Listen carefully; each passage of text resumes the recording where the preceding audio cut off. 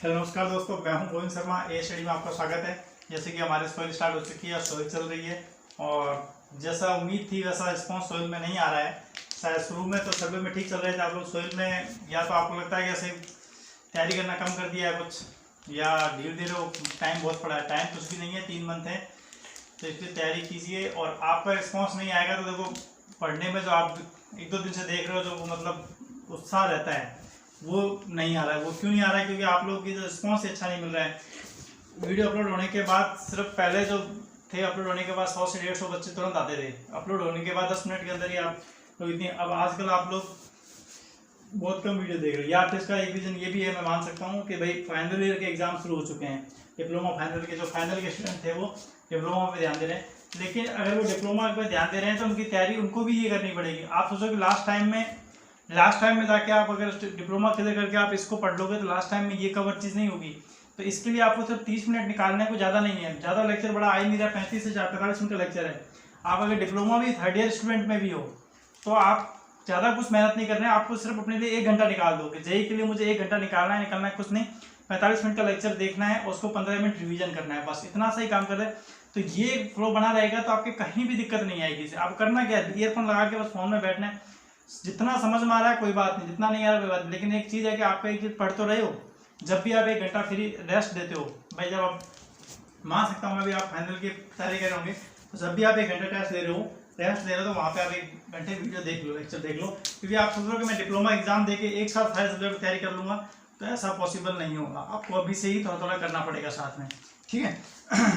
कल बात कर रहे थे हम, कल हमारी बात कहाँ तक हो गई थी? प्रॉपर्टीज ऑफ सोइल चल रही थी हमारी, प्रॉपर्टीज ऑफ सोइल चल रही थी। कल हमने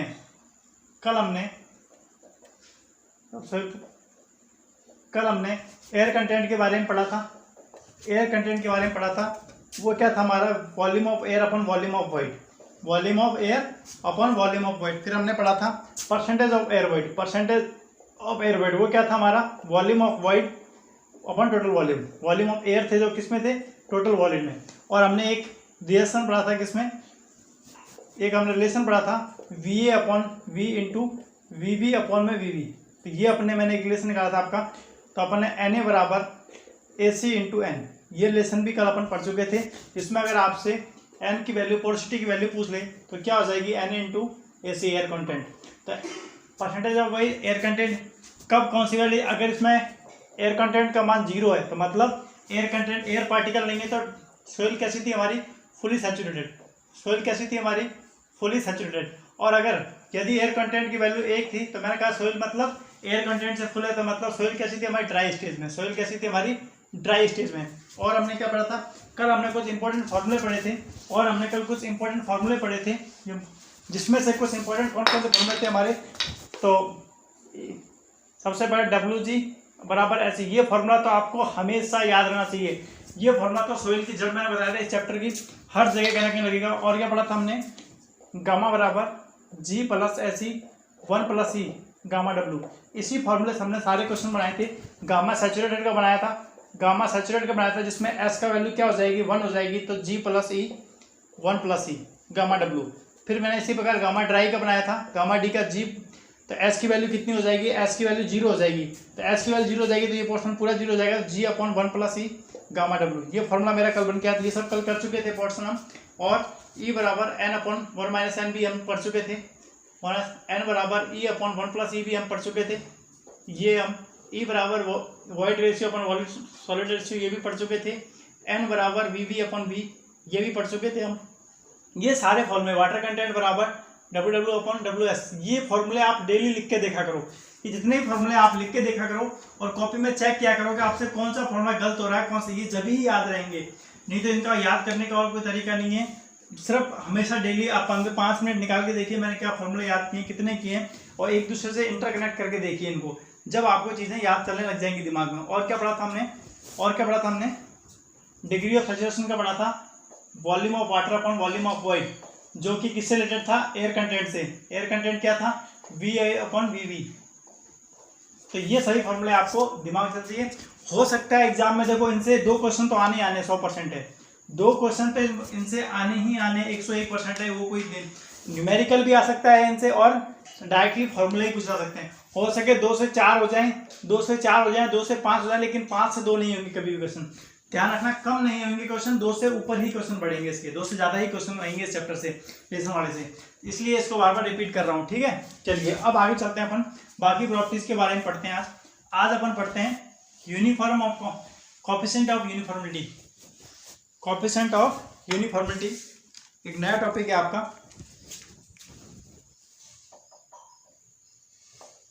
कोएफिशिएंट ऑफ यूनिफॉर्मिटी,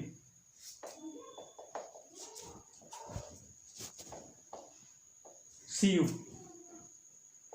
क्या होता है ये यूनिफॉर्मिटी और कोएफिशिएंट क्या होता है, D60 अपॉन में D10, D60 अपॉन में D10, D60 ये फॉर्मूला बहुत बार पूछा था, बहुत ज़्यादा इंपॉर्टेंट है, बहुत ज़्यादा, इससे रिलेटेड बहुत ज़्यादा क्वेश्चन पूछे हैं। D60 अपॉन में D10, अब ये D60 D10 क्या है, D60 और D10 क्या है ये, तो D60 पे बात कर लेते हैं कि वह पार्टिकल कण या वह पार्टिकल जिससे कम पार्टिकल साइज कितना है, जिससे कम वह पार्टिकल साइज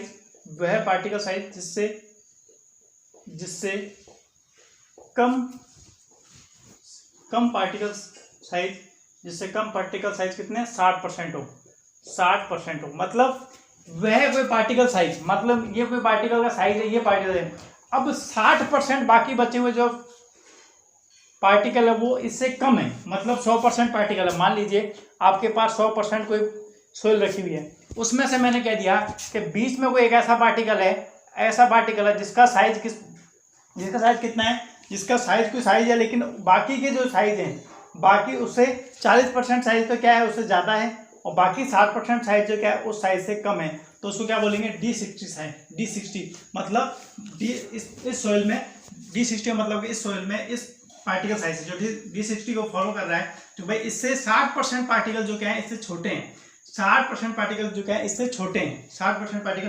तो इसी प्रकार मैं पूछूं आपसे कि D10 क्या होगा, स्वाभाविक सी बात सर, पूछने वाली क्या बात है कि वह पार्टिकल साइज जिससे छोटे कितने 10% हो, वह पार्टिकल साइज जिससे छोटे पार्टिकल कितने हो, भाई 10% हो, पार्टिकल साइज कितने हो 10% हो, मतलब इससे छोटे पार्टिकल साइज कितने 10% है। और इसी को ध्यान रखना, नोट डाल लिख लेना, इसी को इफेक्टिव ऑफ पार्टिकल साइज कहा जाता है, D10 को इफेक्टिव साइज ऑफ पार्टिकल कहा जाता है, पार्टिकल साइज को इफेक्टिव साइज ऑफ पार्टिकल कहा जाता है, इफेक्टिव साइज ऑफ पार्टिकल कहा जाता है। और इसका साइज कितना लिया जाता है, इसका साइज कितना लिया जाता है 0.1 से 3 mm, 0.1 से 3 mm लिया जाता है। बहुत इंपॉर्टेंट बात है, इसकी हर एक लाइन से क्वेश्चन है। D10 का मतलब क्या है, D60 का मतलब क्या है, कोएफिशिएंट ऑफ यूनिफॉर्मिटी का मतलब क्या है, इसने क्या, तो पार्टिकल साइज, और ये जो कोएफिशिएंट ऑफ यूनिफॉर्मिटी इससे क्या याद किया था, कोएफिशिएंट ऑफ यूनिफॉर्मिटी क्या है ये भी पूछा था, ये किस लिए CU का काम क्या, CU किस लिए यूज किया था, ये पार्टिकल का साइज ज्ञात किया था, पार्टिकल के साइज के बारे में पता किया था, पार्टिकल के साइज को ज्ञात किया जाता है, पार्टिकल के साइज को डिफॉर्म करता है। ये क्या बताता है, कोएफिशिएंट ऑफ यूनिफॉर्मिटी क्या बताता है, पार्टिकल के साइज को डिफॉर्म करता है, पार्टिकल के साइज को डिफॉर्म करता है, किसको, पार्टिकल के साइज को। तो यहाँ से हर लाइन में क्वेश्चन है। तो कोएफिशिएंट ऑफ यूनिफॉर्मिटी क्या है आपका, CU क्या है D60 अपॉन D10, ये फॉर्मूला तो आपको याद रहना चाहिए। D60 का मतलब क्या है कि ऐसा पार्टिकल कण, ऐसा इस जगह 100% पार्टिकल में एक बीच में एक ऐसा पार्टिकल, मान लीजिए तो सिंपल समझने की बात है, ये आपके पार्टिकल साइज है, ये सारे पार्टिकल साइज है, ये पार्टिकल साइज है, समझ गए बात को। अब यहाँ पर एक ऐसा पार्टिकल है कि बाकी 60% पार्टिकल हैं जो इससे छोटे हैं, कितने परसेंट, 60%, तो ये पार्टिकल साइज कौन सा हो गया आपका, D60 हो गया, कौन सा हो गया D60। अब D10 पार्टिकल साइज, अब देखो कि D10 को ही इफेक्टिव पार्टिकल साइज क्यों रखा गया, क्वेश्चन तो बताया D10 दूसरे क्यों नहीं कहेगा, D10 को ही इफेक्टिव पार्टिकल साइज क्यों कहा गया, क्योंकि D10 एक इफेक्टिव साइज इसलिए बताता है कि देखो ये एक्यूरेसी देता है, D10 क्या देता है, एक्यूरेसी बता रहा है, कितनी एक्यूरेसी बता रहा है, तो वो D10 का मतलब क्या कहते हैं, देखो D10 का मतलब क्या है कि इससे छोटे पार्टिकल सिर्फ 10% ही है, मतलब बाकी के 90% इससे अधिक बड़े हैं, 90% से अच्छे, तो मतलब ज्यादा एक्यूरेसी दे रहा है कि भाई मेरे से बड़े 90% पार्टिकल है, तो 10 मेरे से छोटे से 10% ही पार्टिकल है, तो मतलब ये एक्यूरेसी दे रहा है, इसलिए D10 को इफेक्टिव साइज ऑफ पार्टिकल कहा जाता है। इफेक्टिव साइज ऑफ पार्टिकल, एक एक चीज को याद कर लेना, इफेक्टिव साइज ऑफ पार्टिकल कहा जाता है किसको? D10 को। और कोएफिशिएंट ऑफ यूनिफॉर्मिटी किसे कहता है? D60 अपॉन में D10। अब इसके मान किस किस के लिए कितना होता है? किसके लिए कितना होता है? CU का मान अगर 2 से अधिक है, 2 से अधिक है तो ये आपकी सोइल है, 2 से अधिक। अगर इसका मान CU का मान 4 से ज्यादा है, 4 से ज्यादा है तो ये आपके क्या है? ग्रेवल है, ग्रेवल है, वेल। और 6 से ज्यादा है तो ये सैंड है, 6 से ज्यादा है तो ये आपकी क्या है? सैंड है। 6 से ज्यादा है तो ये आपकी क्या है? सैंड है। और इसका साइज अगर 15 से ज्यादा है तो ये वेल ग्रेडेड सॉइल है। 15 से ज्यादा है तो CU का वैल्यू 15 से ज्यादा है तो वेल ग्रेडेड सॉइल है, वेल ग्रेडेड सॉइल है। समझ गए बात को? समझ गए बात को? समझ गए बात को? सॉइल, ग्रेवल, सैंड, तो ये क्वेश्चन आपके एग्जाम में बहुत बार पूछ जाते हैं कैसे। और इसका साइज लगभग यूनिफॉर्म सॉइल के लिए, यूनिफॉर्म सॉइल के लिए, यूनिफॉर्म सॉइल के लिए, यूनिफॉर्म सॉइल के लिए लगभग 1 होता है। लगभग, ये लगभग का निशान है, 1 होता है, लगभग 1 होता है। यूनिफॉर्म सॉइल के लिए लगभग 1 होता है। यूनिफॉर्म सॉइल क्या होती है सर? ऐसी सॉइल जिसमें सभी पार्टिकल साइज के कण एक जैसे हों, ऐसी सॉइल जिसमें सभी पार्टिकल कण एक जैसे हों। और वेल ग्रेडेड सॉइल कौन सी होती है भाई? जिसमें सभी प्रकार के पार्टिकल हों, जिसमें सभी प्रकार के पार्टिकल हों उसको बोलते हैं वेल ग्रेडेड सॉइल, और जिसमें एक जैसे सॉइल है उसको बोलते हैं यूनिफॉर्म सॉइल। समझ गए बात को? कोएफिशिएंट ऑफ यूनिफॉर्मिटी कोई दिक्कत रहेगा? D60 अपॉन में D10। D60 वह पार्टिकल साइज जिसमें कम पार्टिकल संख्या कितने 60% हो, वह पार्टिकल जिससे छोटे पार्टिकल जिससे कम, या जिससे छोटे पार्टिकल छोटे पार्टिकल साइज कितने हो? 60% हो। D10 को इफेक्टिव पार्टिकल, ये लाइन बहुत इंपॉर्टेंट है, ये लाइन बहुत ज्यादा इंपॉर्टेंट है, ध्यान रखना।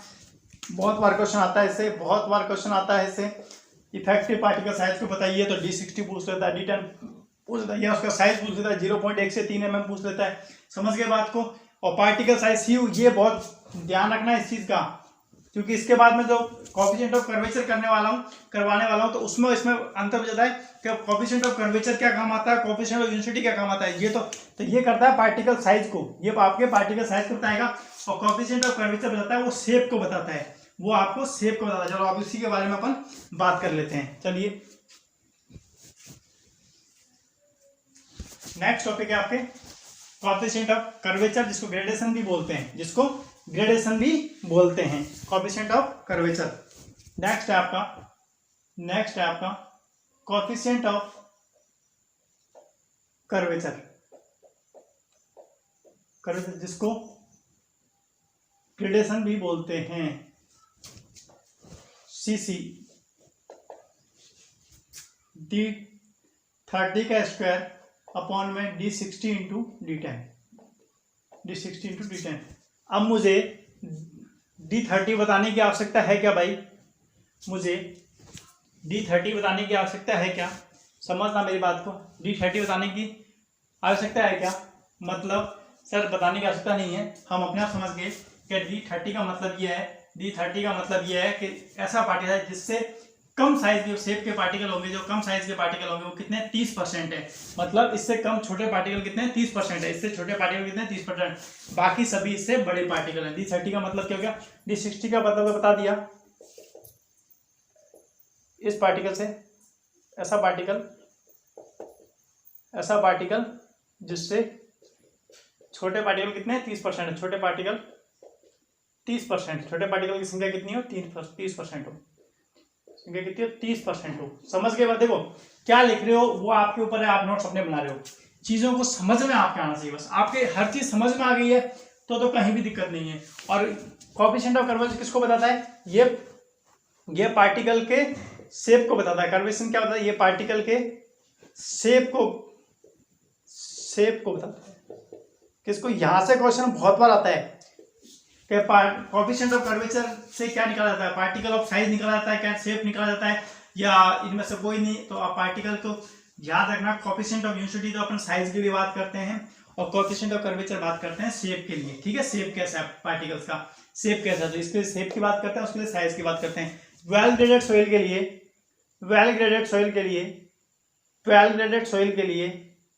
लिए वेल ग्रेडेड सॉइल के लिए सीसी की वैल्यू कितनी होती है? सीसी की वैल्यू कितनी होती है? 1 से तो ज़्यादा और 3 से कम, ये लिमिट याद रखना है, 1 से ज़्यादा और 3 से कम, या 1 के बराबर या 3 से कम।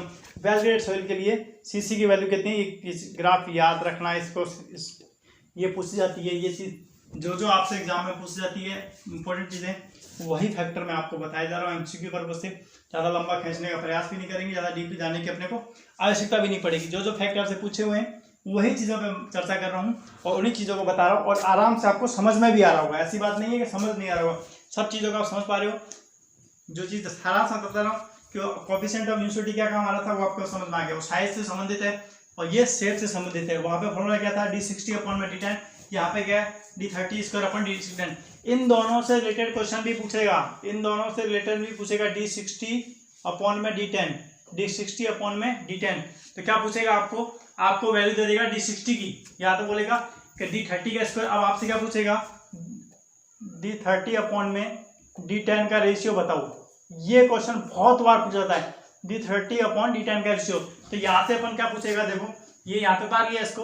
अब चलिए आगे चलते हैं, इसमें इक्वेशन याद करते हैं। इन दोनों में क्या पूछते हैं? आपको एक संख्या दे देगा, कोई भी एक वैल्यू दे देगा निकालने के लिए कि भाई कोएफिशिएंट ऑफ, या तो आपको कर्वेचर का मान दे देगा कि कर्वेचर का मान इतना है, सीसी कर्वेचर का मान कितना है? इतना है, 5 दे दिया। मान लो कर्वेचर का मान आपको 5 दे दिया, कि कोएफिशिएंट ऑफ कर्वेचर का मान 3 दे दिया आपको, जो वैल्यू अपन लेते हैं वो 3, कोएफिशिएंट ऑफ कर्वेचर का मान 3 दे दिया। अब कह दिया आपसे कि d30 और d10 का रेशियो बताओ। तो यहाँ से अपन क्या करेंगे? तो ये फॉर्मूला तो अपने पास वैसा ही वैसे पड़ा है, तो यहाँ से मैं d60 क्या निकाल लूंगा? d60 बराबर मेरा क्या हो जाएगा? d10 × cu। तो मेरे को cu की वैल्यू मिलती है, सॉरी वहाँ पे एग्जाम में वो देख लेना आप क्या मिलेगा, d10 तो मुझे क्या मिलेगा? d10 cu। तो अब मैं यहाँ पे cu की वैल्यू मान लो मुझे यहाँ पर 3 मिल गई। cu की वैल्यू मेरे को मान लो 3 दे रखी है, कोएफिशिएंट की वैल्यू कितनी दे रखी है? 3 दे रखी है। तो मैंने क्या करा? तो d60 बराबर क्या हो गया मेरा? 3d10 हो गया। तो सीसी की वैल्यू की जगह मैंने क्या रख दी? यहाँ तो मेरी वैल्यू जो है वो भी रख दूंगा, d60 की जगह क्या आ जाएगा? d30 × d10, तो ये आ गया। तो ये क्या हो गया? d30² 3d10²। यहाँ मेरे पास कर्वेचर भी कोई ना कोई वैल्यू होगी, एग्जाम में दे रखी होगी मेरे को, तो वो मेरी चल जाएगी 3। मान लो कर्वेचर की वैल्यू 2 और दे रखी है आपको, सीसी की वैल्यू आपको 2 दे रखी है, 2 दे रखी है, यहाँ 6 हो गया। तो d30² मेरे पास ऐसी वैल्यू दो जिससे कोई रूट निकल जाए, जो आपको याद हो जाए। 9 दे दी, मान लो 3 दे दिया, 3 उसकी दे दी, 3 उसकी दे दी। ये आपको सिर्फ समझाने के लिए बता रहा हूँ मैं, सिर्फ मेरा पर्पज समझाने के लिए कि इस टाइप के क्वेश्चन आपको बनेंगे। तो d10², तो जैसे d10² आओगे तो क्या रूट लग जाएगा दोनों तरफ, तो क्या आ जाएगा? d30² का रेशियो कितना आ जाएगा? 3 आ जाएगा। इस टाइप के न्यूमेरिकल आपसे बहुत पूछ जा रहे हैं अभी जो एसएससी है जो इन पर ज़्यादा फोकस कर रहा है आजकल। वो सीधा पहले तो क्या है, कोएफिशिएंट ऑफ यूनिवर्सिटी सीधा पूछता था, फिर क्या बताइए, या d30² सीधा पूछता था, कोएफिशिएंट ऑफ कर्वेचर बताइए। लेकिन आजकल क्या कर रहा है? वो इन दोनों से मिक्स करके क्वेश्चन पूछ रहा है, कह रहा है कि इसका आपस में रेशियो बताइए। तो क्या पूछा? ये क्वेश्चन आपको बहुत, जब प्रैक्टिस करोगे तो ये आपको बहुत टाइम मिल जाएगा। d30/d10² क्या होता है, या d10/d30² बताइए क्या होता है। तो ये आपको बहुत ज़्यादा पूछा जाएगा। जब भी आपको ये रेशियो पूछे तो यहाँ तक तो आपको सेम काम करना है, इसके बाद उल्टा कर देना है। यहाँ से इसको छेड़ना नहीं है, कि यहाँ से फॉर्मूला छेड़ोगे तो गड़बड़ हो जाएगी। यहाँ लाके d30/d10 का वैल्यू निकाल लो, फिर आपको d10 d30 का पूछा है, या d30 या d10 का पूछा है, या हो सकता है आपको सीधा पूछ ले d10 की वैल्यू बताओ, ये भी पूछ सकता है, सारी वैल्यू देके d10 की वैल्यू बताओ, या आपसे पूछ सकता है d30 की वैल्यू बताओ। ये सारे न्यूमेरिकल पर्पज से पूछ सकते हैं, सिर्फ आपको हर चीज दे देगा। यहाँ देखो आपने अपन ने सॉल्व किया तो क्या बचा? सिर्फ आपके पास d30 और d10। अब यहाँ क्या करेगा वो आपसे? तो d10 का भी मान दे देगा, या d10 की ऐसी वैल्यू देगा जो आपस में कट जाएगी, और पूछेगा d30 की वैल्यू बताओ। जब आप क्वेश्चनों को निकालोगे तो आराम से इन चीज़ों को आप निकाल पाओगे। तो इसी चीज़ का विशेष कर आप ध्यान रखना। तो ये इस टाइप के क्वेश्चन आपसे बहुत ज़्यादा पूछ जाएंगे। समझ गए बात को? अगर डायरेक्टली फॉर्मूला आ गया, हो सकता है ये पूछ ले कि वेल ग्रेडेड सॉइल के लिए कोएफिशिएंट ऑफ कर्वेचर का मान कितना होता है। तो भाई एक होता है, 1 से कम होता है, या 1 से ज़्यादा हो सकता है, या इनमें से कोई नहीं। अब देखो क्वेश्चन फंस गए आप। 1 से कम होता है, या 1 से ज़्यादा होता है, या 1 से, इनमें से कोई नहीं। अब बताइए। तो अभी आपने पढ़े, अभी देखा है जस्ट। तो मैंने क्या बताया था? वेल ग्रेडेड सॉइल के लिए कोएफिशिएंट ऑफ कर्वेचर का मान क्या होता है? 1 या 1 से ज़्यादा होता है। 1 या 1 से ज़्यादा होता है और 3 या 3 से कम होता है, 3 या 3 से कम होता है। तो ये मैंने आपको बताया था वेरीगेट सॉइल के लिए। तो ये चीज़ आपको ध्यान रखना है इस चीज़ का, ठीक है, समझ गए। अब बात करते हैं नेक्स्ट प्रॉपर्टीज़ की। बहुत इंपॉर्टेंट प्रॉपर्टीज पढ़ने जा रहे हैं, बहुत ज़्यादा, तो इसलिए ध्यान से देखना।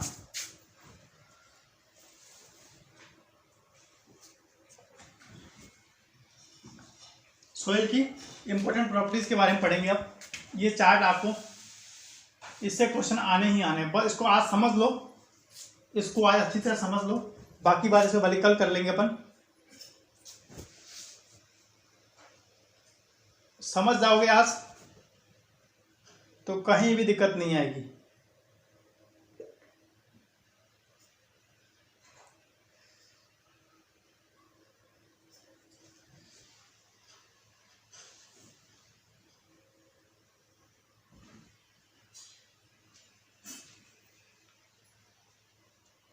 Solid,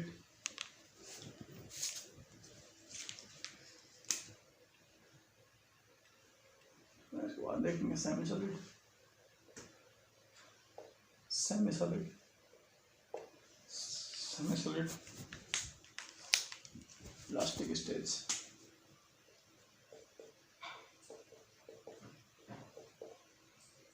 liquid stage. ये इससे बहुत सारे क्वेश्चन बनने वाले हैं, इससे बहुत सारे क्वेश्चन बनने वाले हैं। अगर इसको समझ गए तो कहीं भी दिक्कत नहीं आएगी, कहीं भी दिक्कत नहीं आएगी, बस ध्यान से समझना है इसको,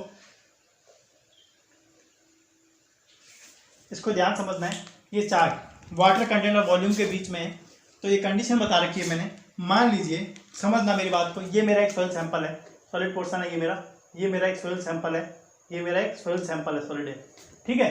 यहाँ से बात समझना, मेरी बात को यहाँ से सुनना। ये सॉलिड पोर्शन है मेरा, तो ये मेरा यहाँ पे मैं वॉल्यूम जनरेट कर रहा हूँ कि मेरा भाई सॉइल है, इसका वॉल्यूम इतना है, इतना वॉल्यूम है, और ये मेरा इसकी श्रिंकेज लिमिट है। अब देखो क्या होता है इस वॉल्यूम में, इस तक श्रिंकेज लिमिट, यहाँ तक बात कर रहा हूँ मैं, श्रिंकेज लिमिट। श्रिंकेज लिमिट क्या होती है कि इसमें श्रिंकेज लिमिट पर सोइल फुली सैचुरेटेड अवस्था में होती है। श्रिंकेज लिमिट पर सोइल फुली सैचुरेटेड अवस्था, श्रिंकेज लिमिट पर सोइल फुली सैचुरेटेड होती है। अगर आपसे पूछ ले कि श्रिंकेज लिमिट पर सोइल कैसी होती है, फुली सैचुरेटेड होती है, मतलब इसमें एयर की मात्रा नीचे।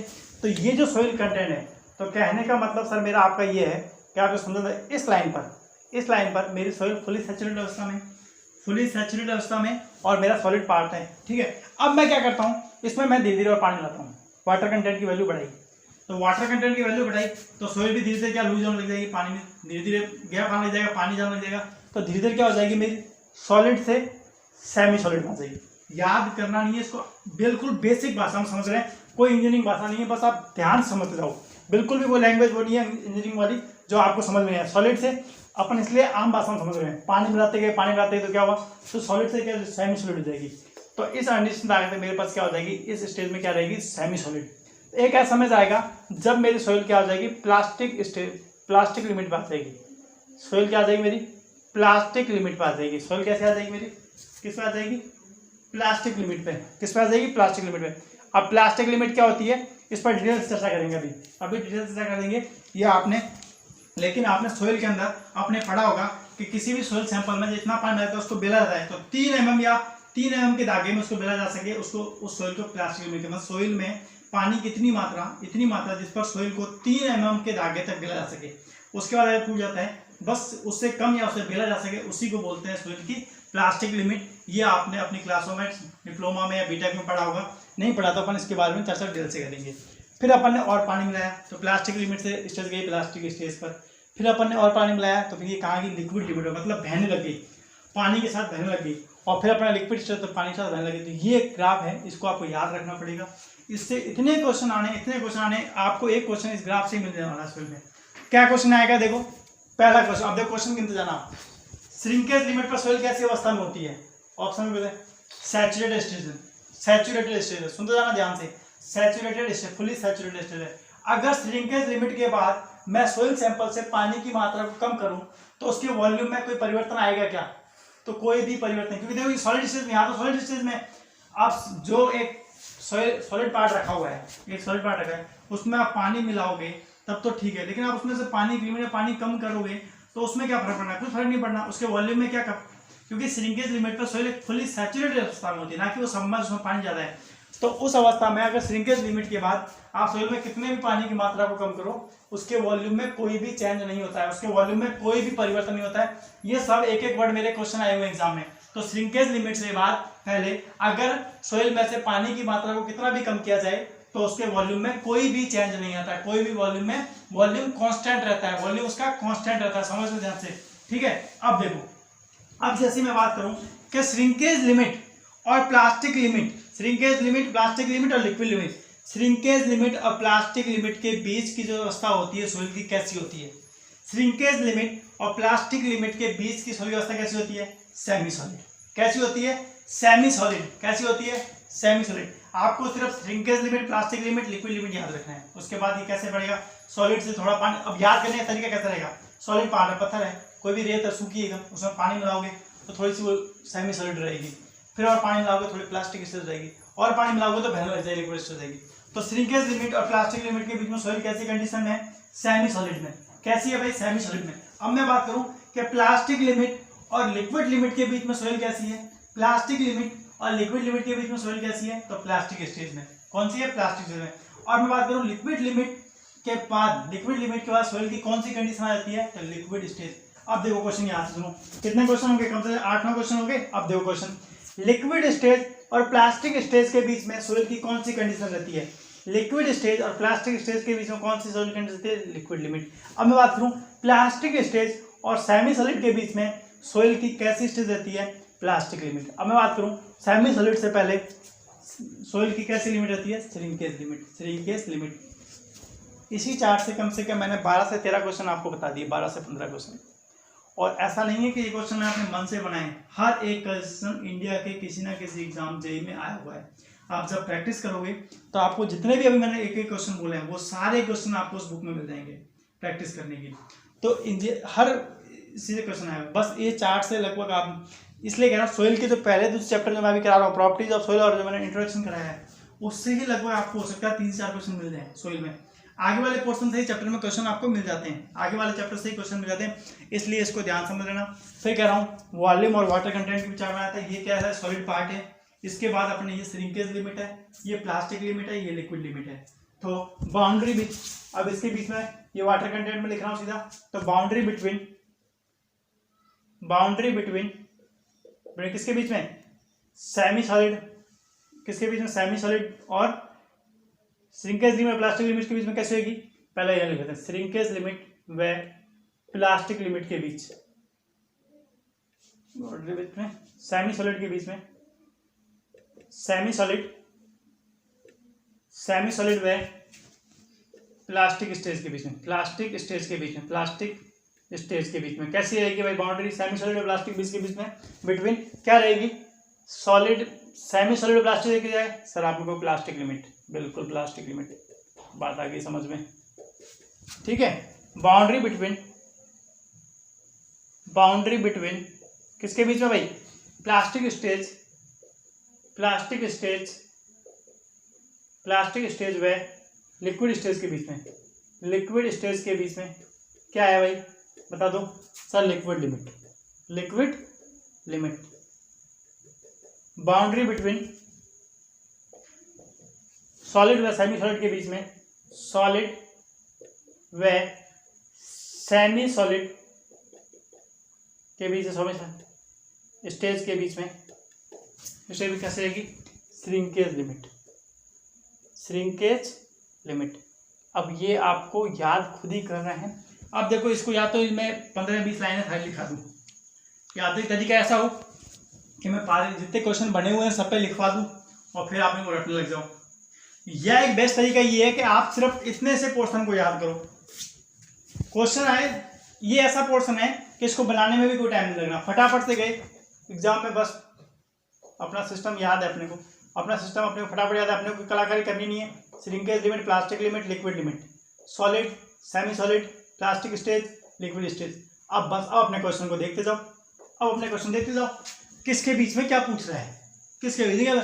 अगर सैचुरेटेड कंडीशन में बात कर रहा है और ज्यादा क्वेश्चन बात क्या करेगा, कंफ्यूजन के लिए क्या करेगा, वो यहाँ करेगा, यहाँ ज्यादा क्वेश्चन करेगा, यहाँ ज्यादा आपको फंसाएगा कि श्रिंकेज लिमिट पर सोइल कैसी होती है, सोइल की फुली सैचुरेटेड स्टेज कौन सी होती है? श्रिंकेज लिमिट पे। कौन सी होती है? श्रिंकेज लिमिट पर। या पूछेगा कि श्रिंकेज लिमिट के बाद मैं अगर मॉइस्चर में कम कर दूं, मॉइस्चर में कमी कर दूं, सोइल की कमी कर दूं, तो सोइल के शेप पर क्या फर्क पड़ेगा? अब क्या फर्क पड़ेगा? तो आपके अब याद है कि सेमी सॉलिड बढ़ रहा है, सॉलिड बढ़ रहा है, तो वहां कंफ्यूजन हो गया, इस चीज बताई नहीं। तो इसके बाद आपको मैं श्रिंकेज लिमिट के बाद पार्टिकल से पानी से संबंधित कोई भी छेड़खानी की जाती है, कम किया जाता है, कितना भी कम किया जाता है कि बहुत कम किया जाता है, तो भी इसके पास शेप साइज में कोई भी परिवर्तन नहीं आता है, कांस्टेंट रहता है। पहले कैसा रहता है भाई? कांस्टेंट रहता है, कोई भी साइज में परिवर्तन नहीं आएगा। और जैसे जैसे अपन बढ़ाते जाएंगे इसकी, तो वैसे क्या सेमी सॉलिड हो जाएगा, प्लास्टिक हो जाएगा, लिक्विड से। अब एक एक के बारे में अपन क्या पढ़ेंगे? श्रिंकेज लिमिट पढ़ेंगे, प्लास्टिक लिमिट पढ़ेंगे, और क्या पढ़ेंगे अपन? लिक्विड लिमिट पढ़ेंगे। अब मैं हाई लगाओ के क्या? Shrinkage limit. क्या पढ़ेंगे? Shrinkage limit. ये चार्ट समझ में आ गया आराम से आपको? कोई दिक्कत इसमें? अब एक एक लिमिट को अपन आराम से डिटेल से पढ़ेंगे क्या क्या होती है। श्रिंकेज लिमिट क्या होती है भाई?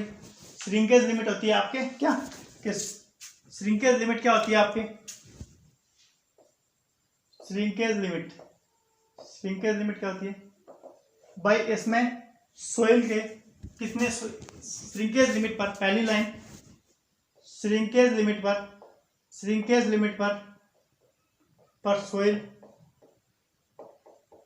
फुली सैचुरेटेड होती है, फुली सैचुरेटेड होती है। पहली बात तो ये हो गई।